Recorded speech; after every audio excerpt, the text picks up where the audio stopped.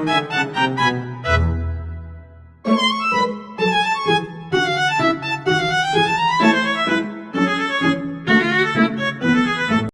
explain. I got a feeling that I can't erase. Just a feeling that I won't leave behind, because it's something that it's on my mind. I guess it goes like na na na na na na na na na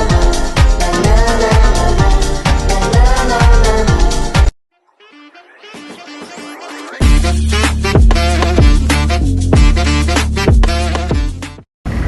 Assalamualaikum warahmatullahi wabarakatuh. Halo semuanya. Baik, di sini saya Devi Natasha Putri dengan NIM 070206240012. Di sini saya dari Fakultas Usuluddin dan Filsafat dengan prodi Tasawuf dan Psikoterapi.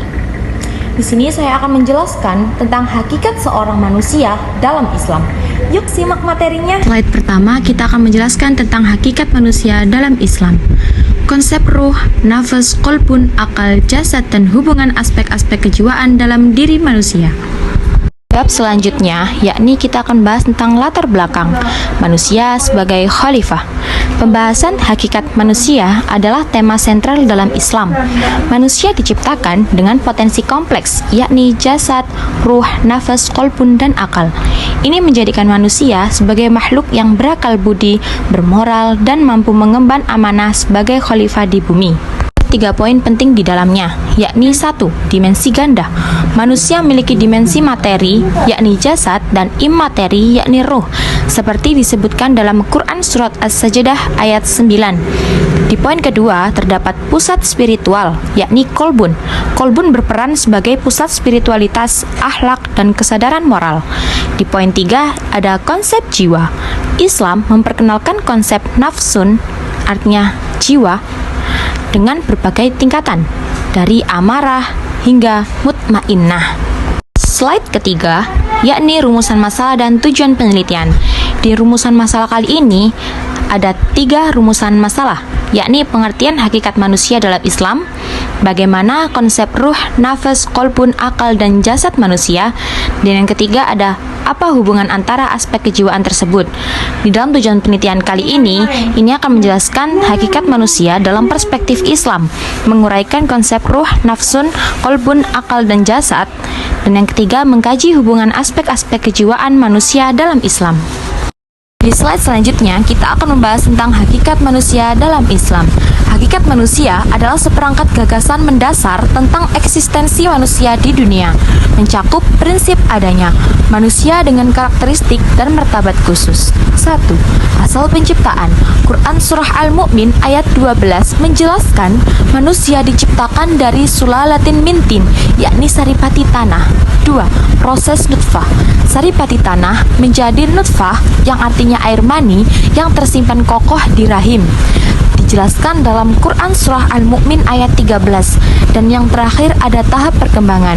Nutfah berubah menjadi alaqah, mudghah, izam, lahman, hingga menjadi khalqan akhar, yakni makhluk sempurna, yang dijelaskan dalam Quran Surah Al-Mu'min ayat 14. Slide kelima, yakni menjelaskan tentang konsep ruh sebagai sumber kehidupan. Ruh adalah unsur imateri yang diberikan Allah untuk menghidupkan jasad, membuat manusia berpikir, merasa, dan bergerak. Ruh adalah rahasia ilahi yang tidak sepenuhnya dapat dijangkau akal. Yang pertama ada ruh sebagai sumber kehidupan. Ruh adalah pemberi kehidupan. Tanpa ruh, jasad hanyalah benda mati. Yang kedua ada ruh sebagai penentu identitas. Hakikat manusia terletak pada ruhnya, bukan pada jasad yang sementara. Yang ketiga ada ruh sebagai penghubung dengan Allah. Ruh merupakan tiupan langsung dari Allah yang memiliki dimensi ketuhanan. Dijelaskan dalam surat Al-Hijr ayat 29. Dan yang terakhir ada ruh sebagai dasar pertanggungjawaban. Ruh menjadi pusat kesadaran sehingga manusia bertanggung jawab atas amalnya. Di slide selanjutnya kita akan bahas tentang konsep kolbun, pusat spiritual. Kolbun yang memiliki arti hati secara bahasa berarti berbolak-balik, menggambarkan sifat hati yang mudah berubah.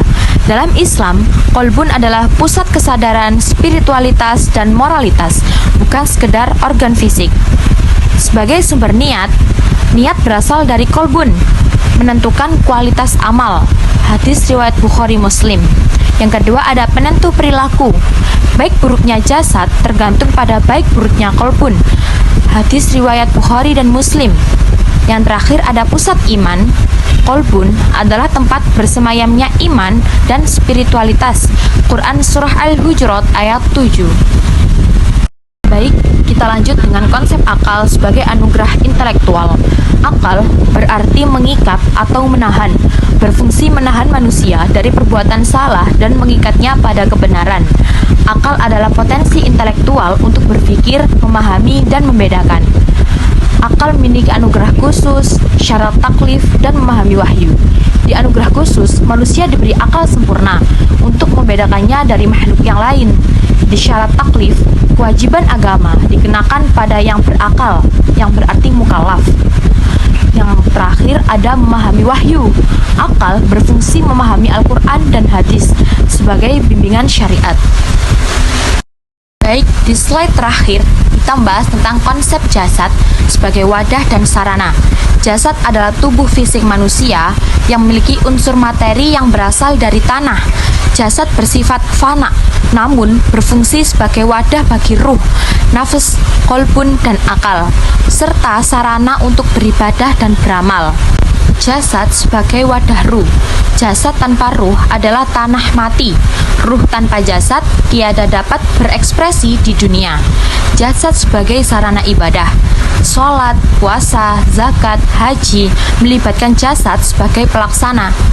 Dan jasad sebagai amanah Allah. Tubuh adalah titipan yang harus dijaga kesehatan dan tidak disalahgunakan. Oke, itu aja penjelasan dari saya yang dapat saya sampaikan kepada kalian. Goodbye.